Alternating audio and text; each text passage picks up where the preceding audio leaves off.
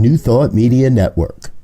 We are a global broadcast network of positive music, media, and entertainment, inspiring humanity's evolution along the journey of enlightenment and creating a world of love, peace, empowerment, and prosperity for all. New Thought Media Network. Positively inspiring.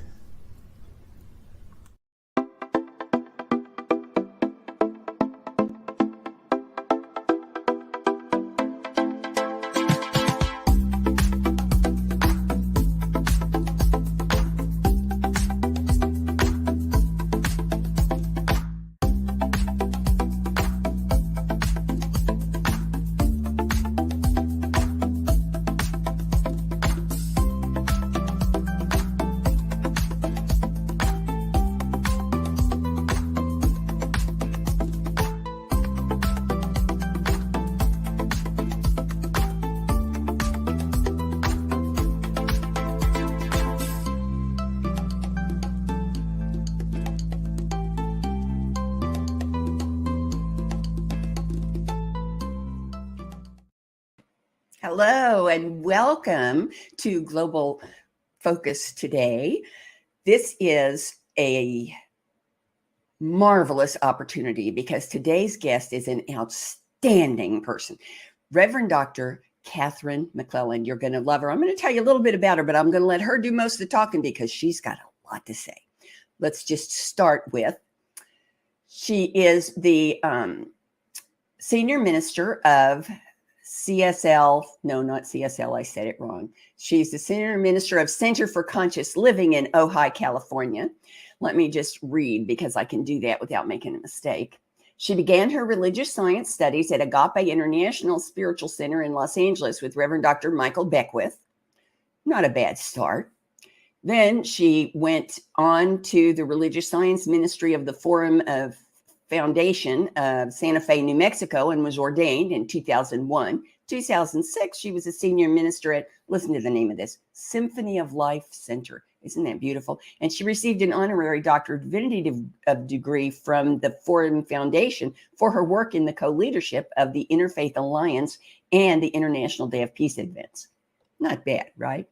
Most recently, she developed the Love Intelligence System, a system to assist in the awakening of people to higher consciousness and more love, joy, and success in their lives as part of her journey to her doctorate. A lifelong learner, Reverend Katherine earned her Doctor of Divinity degree from the Emerson Theological Institute in December of 2022. She previously served as co-minister at the Symphony of Life Spiritual Center, which was also a religious science spiritual community in Ojai, from 2001 to 2003. And as a senior minister from 2003 to 2009. There, she was affectionately known as the Minister of Love by her congregation. During her tenure, she also served as one of 8 affiliate ministers on Reverend Dr. Michael Beckwith's Leadership Council at the Association for Global New Thought. I'd say she's pretty well got us covered here. Please help me welcome Reverend Dr. Katherine McClelland to Global Focus today. Dr. Katherine, thank you so much for joining us. We are delighted to have you here. Thank you. Thank you so much for having me here. It's delightful to hear you expressing my bio and just listening to it. Well, I know the first question on everybody's mind is tell us a lot more about the Love Intelligence System.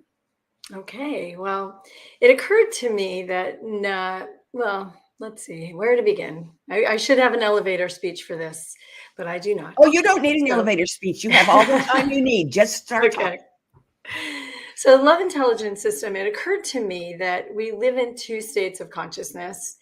Pretty frequently, many of us defer to an instinctual state of consciousness that has a bias towards fear and duality, when things are right and wrong and good and bad, and we have to make decisions against each other and things like that. It all creates very difficult circumstances for ourselves. But there is another system that is sourced in love that we can also choose. And when we choose the system and the source that is love, we have a whole network of intelligence, creativity, and power that we know nothing about when we're in the other system. So to call attention to the fact that there is a difference and a choice, we named it the love intelligence system, and we gave it a thing called an LQ as opposed to an IQ, Right. so that people could find out that they have so much more intelligence and creativity and power and potential than they think they have when they're all alone making their life choices by themselves. When they tap into the universal intelligence that is simply all around us, everything is available. All the creativity, all the power they need, all the strength, all the grace, all the glory, all the joy, all the prosperity, it's all available.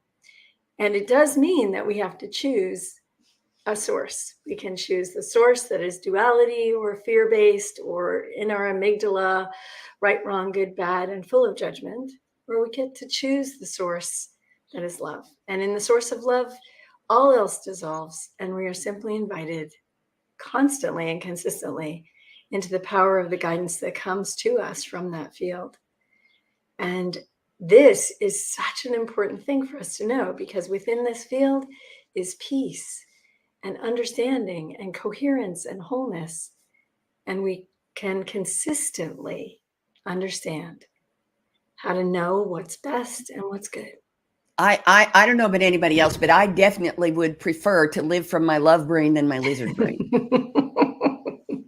Absolutely. So how do we go about finding out what our LQ is? I like that. Isn't that great? Well, we've been developing, we have gone through this a few times, so we're still learning about how to develop a way to actually determine. But one of the ways you can determine it is by your state. So you can check with yourself. You don't need an outside monitor to check. Your state within yourself lets you know which field you're in. So when you're in the field of your fear intelligence or your fear lockdown or constraints, you will feel the experience of tension, constriction, lack of breath, racing thoughts, competing thoughts, conflicting experience. Your stomach gets tight, your breath gets low. Is anybody following me in this, right? You're telling me that if I will know I'm in my love brain because it feels good. That's right. Whoa, that is so That's cool. right. Your love brain feels like this. Wondering where the answer is that I'm looking for. I'm curious what happens when I wonder and I take this question into a field that's bigger than me. Oh, there's an idea. I never thought of that myself. And so we exchange this sort of idea of our self being alone, a small self, for this larger self that has access to the entire field of all that is. And then we have all the divine intelligence we need for any situation. Nothing is bigger than us. Everything is manageable, and all is well. Wow. It should be called wow. You should find some way to make love intelligence be wow, because that's what it is. It's wow. So you've said identity a couple times. How is that connected? Where does their identity come from, and what does it have to do with how they live? Isn't that great? It's such an interesting, feeds right into this love intelligence, right? So if we see our identity as singular, alone, and can often be kind of put into a survivalist experience, we see ourselves pitched against things in our lives, not things being for us, but things being against us. And we're always trying to figure out how can we survive? It's you or it's me, but it's not going to be both of us. And that identity creates a fear-based way of approaching life. That identity gives us a small amount of energy. It closes us down, and it makes us a smaller beingness than we can really be. Now, we take ourselves into a different situation and we say to ourselves, I am all. I am the energy that is embedded and imbued in all, that permeates all. I have access because I am it to all that is. Now, when I have a question, I call on this larger experience or intelligence or creativity to say, how would I get this result? And listen to be informed by the greater intelligence that's around us that includes everything and all the quarks and particles and wavelengths and galaxies and angels and whatever way that you see the world, all those things included. Now you are being able to find your way from this high state that you are. So your identity, when you're sourced in love, is you are all. Your identity, when you're sourced in fear, is you are this little tiny individualism that doesn't have access. It's like you don't have a library card. It's like you don't have an ATM card. How's that for a good one? Yeah. And you're standing on the street and you think, I don't have an ATM card. I don't have any money, but there's all this money in this building. Let me just get my ATM card. Let me just remind myself that I'm part of this amazing system of love and grace and peace and passion. Just stick my card in, and the only thing you need is the knowing that you are it, right? Knowing that you are it. I learn, confirm my learning by giving it back. So let me make sure I'm hearing what I think I'm hearing, because what I think I heard you say is that when we are in our love intelligence, we are aware that God has all the answers. God never shuts up, and all we have to do is listen. It is true. And it really invites us, Reverend Sharri, into a consciousness where there's no separation, that we have wholly accepted our birthright that is already there, that we are part of this field that we call God, this essence of life. And when I see my identity as that, I'm part of this field and everything is already here, then I just ask it, hey, where is the answer? What is the condition? What is the next step? Where is it for me to go? Because I will not know of myself all of the factors that are in the environment, in the world, in the galaxies that surround me. I will not know those factors. Okay, so how do we go about finding those factors? You said system. I want to hear the systems have steps. Yeah. I like steps. Steps okay. On focus, So tell us about the steps of the system. Okay, so the way you go from seeing your identity as what we would call the small self or the small s self, I'm alone, and get it to this larger state is you go through a process where there's an unfoldment of you. So what you start with is recognizing that there's actually something greater than you going on here. We call it the universe of love, if you would rather call it that. Like people call it God, people call it infinite intelligence, people call it Allah, people call it Jesus, people call it the God within. We call it anything we want. All we need to establish is that there is a one field that includes us and is more than we are when we separate from it. Does that make enough sense? Is that clear? Oh, oneness. Oh, yes. I love oneness. Oneness is my favorite concept. Oneness means I'm never alone. Oneness means I'm never helpless. Oneness means I'm never without intelligence or wisdom or imagination or creativity. I love me some oneness. Yeah. And if we think about it, if we just imagine oneness as being only humans for the moment, we think we have access to every human mind. That would be amazing, right? If I need a problem answered, every human mind would be with me. But it's more than that. It's not just every human mind, it's every divine mind, it's every galaxy, it's every part of this system. And as the quantum physicists have taught us, it's all one, and it flows with an energy of alignment and coherence towards good. So that which is for our highest good may not always appear in this specific moment that we think, is that really for my highest good? Yes, Wayne, we had the power all along. It's true. And that is the thing, that as we learn this, so first we recognize the power. There is this amazing universal power. And then we align with it. We commune with it. And we say within ourselves, You can do it as a prayer. You can do it as a mantra. You can do it as an affirmation. You can do it just as you walk down the street. I am one with this. I am one with this.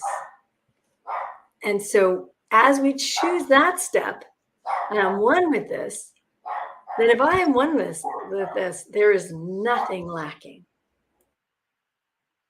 There is nothing lacking. So as we start the next step, which is, what do I think is lacking?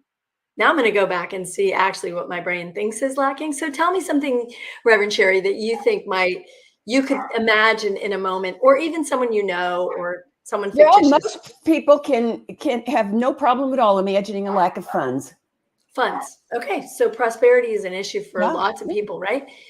So if we start with, I have a lack of funds, we can't feel this energy because there's some kind of weird way we're pulling ourselves out as, strangely enough, special. Like we're special. We're not part of the whole. And just in my case, I'm not unified with the whole. But the whole, if we look at every tree and every bush and every flower, we see the abundance of the universe is already here. So we say to ourselves, wait a minute now, if I'm one with all this stuff, how can I be claiming I'm this little thing that doesn't have enough? We have to be willing to suspend our small identity ideas for how it gets there. How do we get money? We have to be willing to suspend those ideas and say, you know what? I'm going to ask the question. I'm going to listen for the answer, because I have everything here, but I can't hear it while I'm talking. Right? I can't hear it while I'm talking. So here I go. I close my eyes. I've already said I'm one with this amazing power. There's already this amazing power. And here I am. And I say, you know what? I'm going to let go of my attachment to being less than prosperous. I'm going to let go of that because that's just some story. And I'm going to say, I see the vision. So beyond whatever circumstances. So it could be that your bank account's a little low today, right? It could be, because that gets created from yesterday. But from this moment now is the moment of power. I'm going to say, I see the truth that this is only a circumstance I created from yesterday. Today I'm creating, I am the abundance of the universe. Flowing through my finances, my home, my family, my children, my thoughts, my ideas, my food, my life. I am that.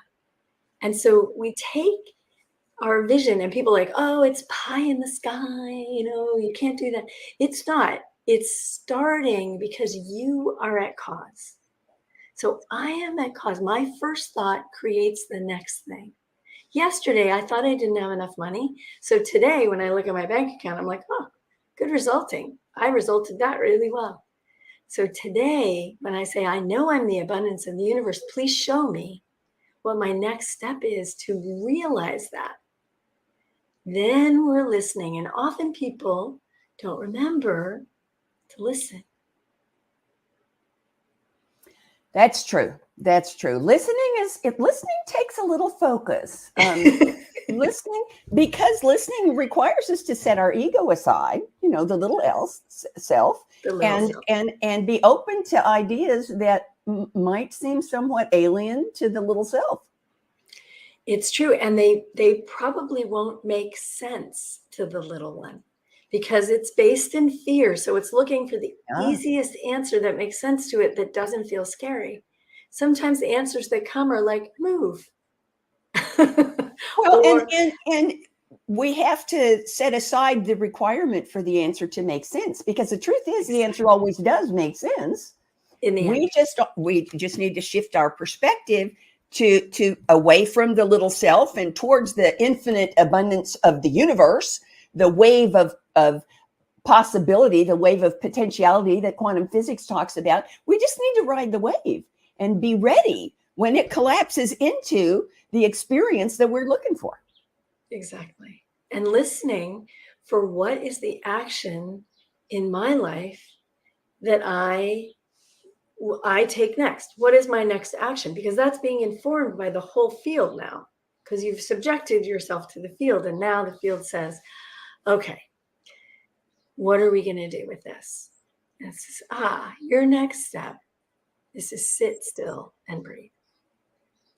And then you wait. And then your next step is to get a job at the corner gas station. You're like, no, I've got a degree. I shouldn't be getting a job at the gas station. It's like, no, do that.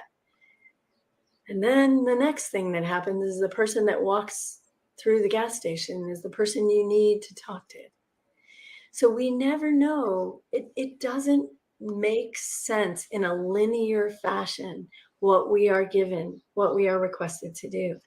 That's so important, that linear fashion, because that's what we expect, what our culture trains us to believe, is that you line up the dominoes and then you just hit one and they all fall down. And the truth is, we don't even know where the dominoes are. You're right. We don't even know which dominoes are in the game, so that we can spot the dominoes when they pop up. Exactly. And this is a piece of the puzzle that I myself really struggled with, because I had been trained in prayer and I was starting the ministry, and I was like, what am I supposed to be doing next? And how do I be with my congregation? And what are the answers to these questions? And I wasn't realizing that I hadn't fully embodied the need for listening to the guidance, and that it was always there for me. And sometimes the listening takes longer than I expect. It's always there, but I can't be sitting in my head going, what's the answer? What's the answer? What's the answer? What's the answer? I go into my head and I say, I know this abundant field surrounds me, and the answer is here, and I will wait and do whatever else I do until I hear the answer for this moment. So what you're telling me is that the love intelligence system is not a toolbox that you open up when you need something. It is a way of life. It is a perspective that one adopts. And as you get into that perspective, I presume that fear ego just kind of fades into the background more and more and more. So how does this, how does it, I don't even know how to ask, how is it relevant in a person's daily life? I'm not trying to climb a mountain. I'm just trying to go from here to there. I'm just walking my path. How is this relevant in just living my life? Yeah, well, you just said something interesting, which I'm happy to hear that you said, which is, this is not just a way to see life and to establish an identity, which it will eventually do. Initially, it's actually a process that you can walk through the steps of in any moment of your day. If you're having a moment where your anxiety has taken over and you're holding on, or you don't know what to do, and you're just like literally feeling like screaming sometimes. People are so affected by right now. It's like the amount of stress in our culture and the amount of anxiety and panic. And I work with people to wind that back till they realize that is an ancient human, normal, very normal way of experiencing life. But you can take these 5 or 6 steps right now and change that. And you can, in the moment, walk yourself back out of that scenario where you really, and the only reason I'm saying I know this is I've had to do it, because there were times when I had so much panic or worry or doubt in my life that I was frozen. And we call that stuck in our culture, right? I'm stuck. And Yep. we need to, and what happens sometimes is we take too big a step, right? We're like, I don't know what to do, so I'm just going to quit my job, which I've done. And then you don't have any money and you're like, now what? So maybe it's a gentler approach also of this love intelligence is to be listening so that you can take a gentler approach with yourself, a soothing approach with yourself, an approach where you get a step at a time. Oh, maybe I should just talk to someone about things I would like to have be different in my job. Maybe if I don't get any results there, I'll ask again. And then go on a journey with this as a learning for yourself of how to give yourself what you want. It exactly is a process that works today in this moment in anyone's life, and it will answer all these questions. It will relieve the anxiety. It will stop a panic attack. And I can only say that with assuredness because I have done it both for myself and others. And it is such a gift. It's not a pill and it's not magic. It's you choosing, you deciding, and you taking these steps that walk you into a place where you remember who you are. So again, what I'm hearing you say is one of my favorite concepts is something called conscious evolution. Mm-hmm. And this sounds a whole lot like conscious evolution, like taking charge of your own life and having the knowledge of the steps and choosing. That's the key to everything, is choosing to move in the direction of your highest good based on the wisdom that you heard when you shut up and listened. Exactly. Ah. Exactly. And the part of it that's evolutionary, Reverend Sharri, and I know you know this, I'll say this to our audience also, is that when you use a system over and over, it evolves your brain. Your brain stops going to, well, I should say as frequently. How about that? Your brain stops as frequently going towards the fear response and the good and bad, right and wrong, black and white duality. And it begins to learn how to slow into a pause, to respond slowly instead of reacting. Not in every situation. If a car cuts you off and you think you're going to die, you're going to go right to the other brain, right? But when we have a chance in our human spaces to really take time with this is why we do meditation, because it builds the space in our brains for us to be able to walk into this system and truly give ourselves this gift of being calm and present and alive, knowing that all is well, that grace is present, that you are gifted. This is your birthright. You know that if you stop playing the other way, you're going to get an amazing, loving journey of life. And it's not for the faint of heart, right? It's hard work. It's so much easier to blame my problems on other people. Well, if she, well, if he, well, if that.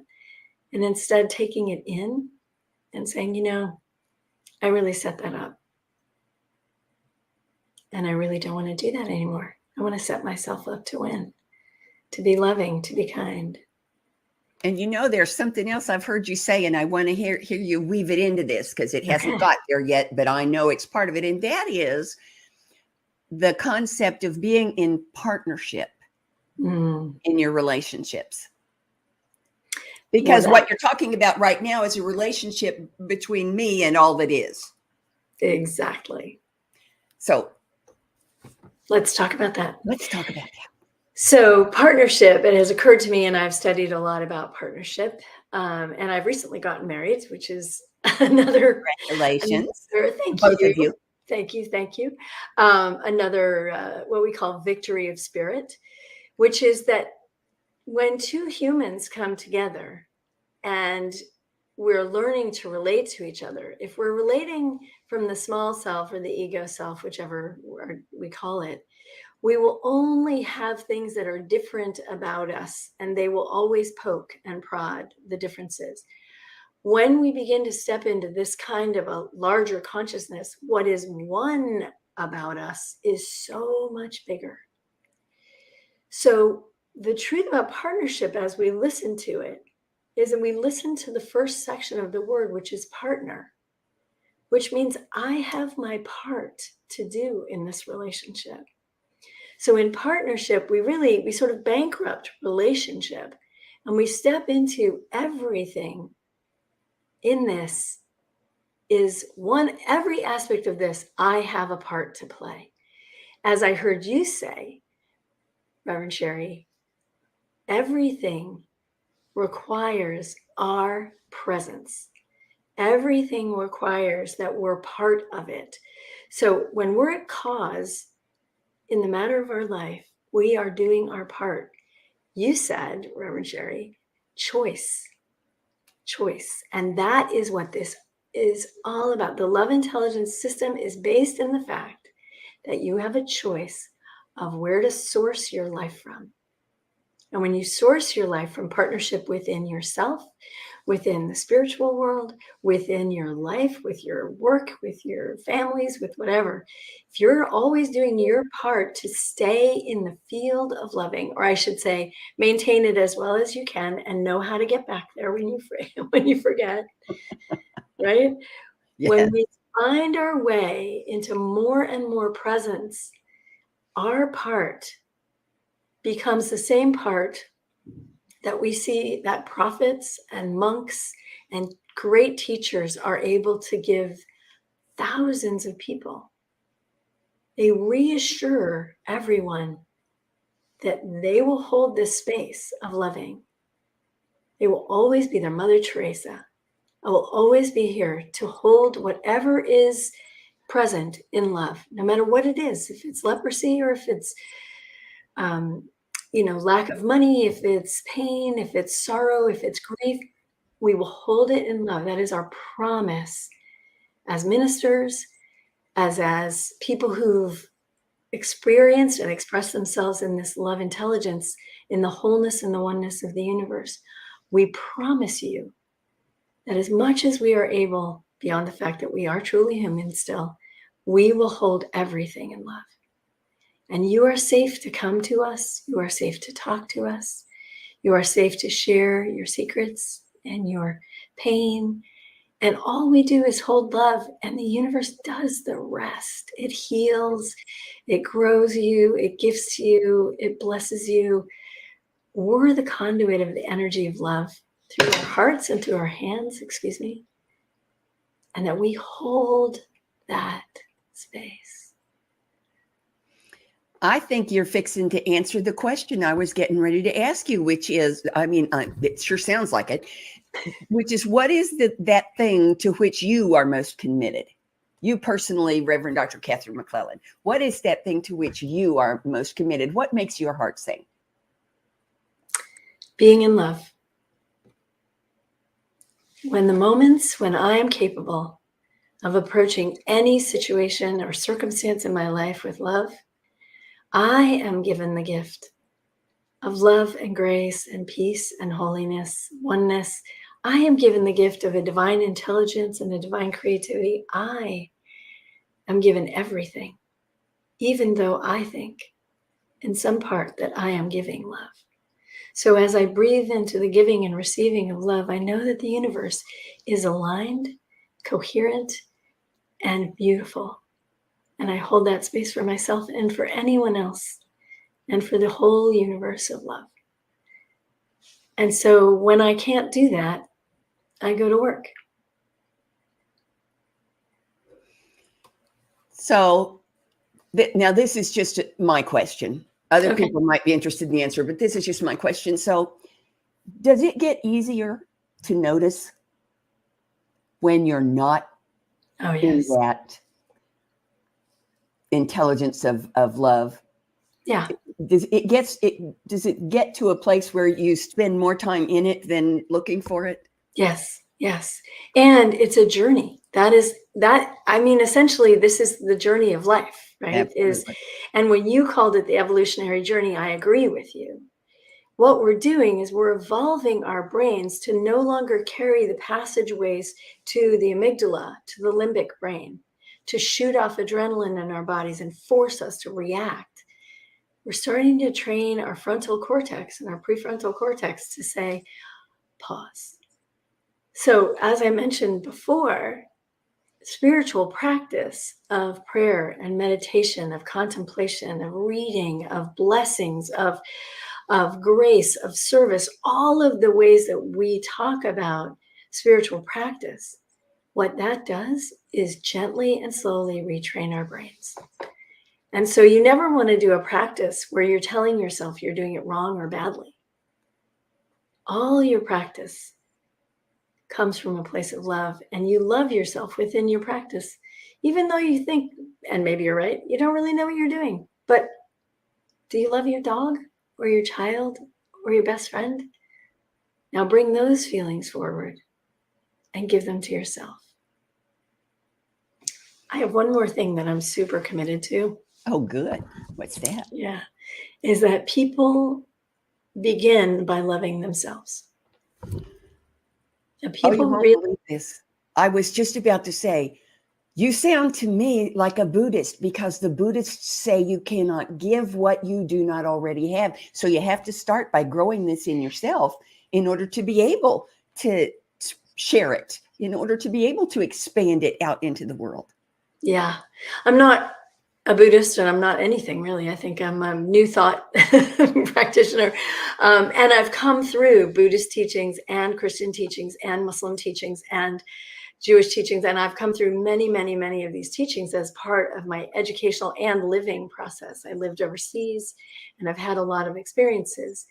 And one of my first spiritual experiences was to remind my father that I didn't believe that all the people around me were going to hell because they didn't know Jesus. Because I lived in a culture where there were not a lot of Christians. Yeah. And I couldn't stand that. It made no sense to me. People who I loved and who loved me, but they were Muslim, they were going to hell, or they were Jewish, or they were, we had a lot of Vedic, there were all sorts of religions around me. And I was 13 years old and I could not make sense of this story. So I didn't. And then I was finally given the message. This is great. When I was 16, because I was still asking this question, how can you people say this over and over?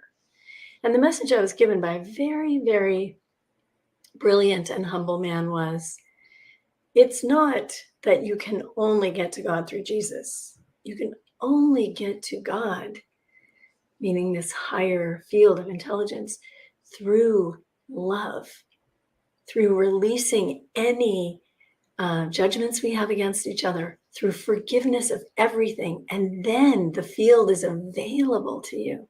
It didn't have to look like Jesus. That was just one way, one culture's way of sharing this truth. So finally, since I'd grown up in all these cultures, I was able to get that. That was clear to me. And I was able to see that all of us have access to this. And now it's up to us to choose. And I thoroughly enjoy sharing this conversation with you, Reverend Sharri. This is lovely. Well, I have a couple more questions. Okay. Actually, I have 3 more questions that I ask every single guest. Okay. And you've gone around the edges of a couple of them, so they'll be easy. The first one is, how does what you're teaching, the love intelligence system, how does that contribute to conscious evolution? Now, you've pretty much covered that. Here's the next one. How does love intelligence system contribute to world peace? So it's funny that you say that, because world peace has always been a commitment of mine. I grew up in the Middle East, and during that time, there was a lot of violence and coups and wars and tribal actions, and Americans weren't always welcome. So I had a lot of experience with what war looks like and what it does, and especially to children. And it made me pretty sad about that for a while. And then I really know that, so what happens in this field that I'm calling love, because I don't have a better word for it, is that all the attributes of God, all the attributes of the energetic field of wholeness are available to us. And one of them is peace. So as we bring love and compassion and kindness into our bodies, we become peace. And as you were saying before, that I sound like a Buddhist, also, as we become, like, literally, we overflow with peace. We overflow with joy. We overflow with love. And so everything is up to each one of us to love myself so fully that I accept and appreciate and love myself, not my actions, because my actions might need a little care sometimes, and I might need a little reorientation in my actions. And this is why in our culture we have to have places where we set aside people who can't care for each other, at least as long, and we hope for only as long, as they will learn to care for each other. But each of us, if we accept ourselves and love ourselves wholly, Now we're free. We're free to be the peace, no matter the circumstances. And these are big concepts that I'm trying to bring down into these, short but you did sound it bites. beautifully. That was the most perfect answer. No. Well, So I have one more question I ask everybody. Okay. And I cross my fingers and do all of those superstitious things when I ask the question because I want the right answer. And the question is, will you come back?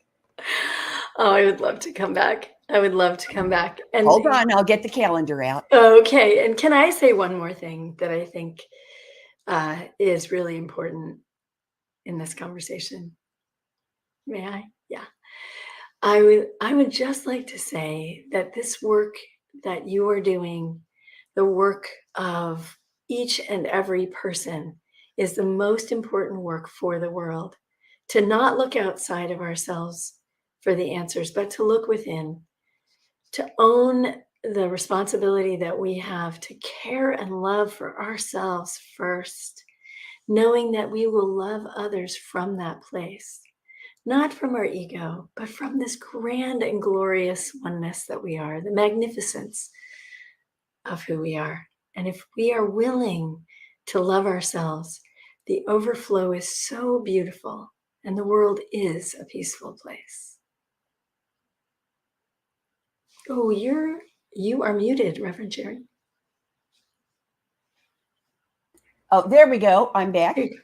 I said I'll have an order of what she's having. Mm-hmm. Now, the first date I have open is July 18th. Will that work for you? I think so. Shall I check though? Oh, yes, please do. And I will. And I'll plug you right in. Just like, that looks great. I would love to come back. Oh, excellent. I can't wait. Thank you. So You're much. in the schedule. Thank you so much. And this has been just a lovely experience. Thank you so much for giving me the opportunity. Thank you so much for coming. And I want everybody to know that they want to be sure they come back next week, because next week, your associate, Reverend Paul Hoyt, is going to be our guest. That's right. We will get a whole nother perspective. That's hopefully not totally different. Well, no, I didn't say different. I just said another perspective. That's true. Another person's point of view. And I love that. So it's beautiful. Thank you so much. Thank you all for being with us. And we hope to see you again next week. And for now, bye-bye.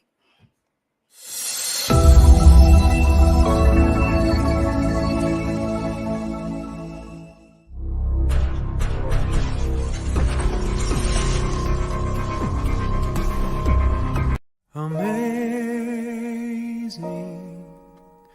amazing,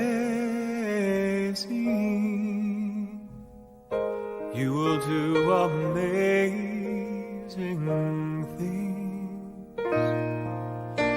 Amazing,